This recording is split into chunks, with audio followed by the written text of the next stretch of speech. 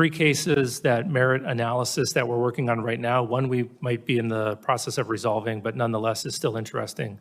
The first one was brought to us by a law enforcement officer out west, where he observed a large orange orb floating several hundred feet above the ground a couple miles away. He went to investigate what was going on with that orb. And as he was pulling up to the location where he thought would be below the orb, about 40 to 60 meters away from some object the area was well lit, he saw a blacker than black object. He said it was about the size of a Prius, 4 to 6 feet wide. And as he got 40 to 60 meters away from the object, it tilted up about 45 degrees, and then it shot up vertically. He says 10 to 100 times faster than any drone he's ever seen before. And it did that without making a sound, as far as he could tell from inside of his vehicle. And just as it left his field of view through his windshield, then it emitted very bright red and blue lights that illuminated the inside of his vehicle as brightly as if someone had set off fireworks just outside his vehicle or street flares. So that's anomalous because of the size of the vehicle with the great acceleration. And when he came back to investigate that area, he found no disturbance of the ground beneath it.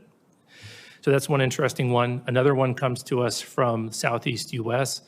There was a US facility where 2 cars of government contractors were leaving the facility around 9 o'clock in the morning. They looked up in the sky and saw a large metallic cylinder about the size of a commercial airplane, and it was stationary. They observed that there was a very bright white light behind or around the object. They saw it stationary for 15 to 20 seconds, and then it disappeared.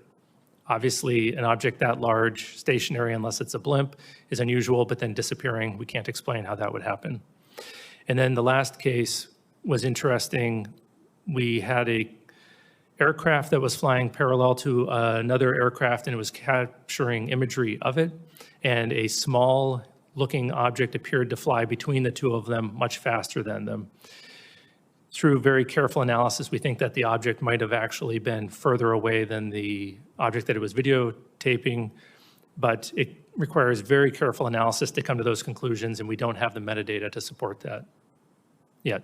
So we're working significantly on a declassification effort. We've hired a number of declassification experts, and we're going to be trying to get cases like the ones that I just discussed here declassified so that we can engage with the universities on a regular basis and provide them the data. Talking to a scientist without data is going to be rather disappointing. So hopefully in 2025, we'll be increasing those efforts. Right. Well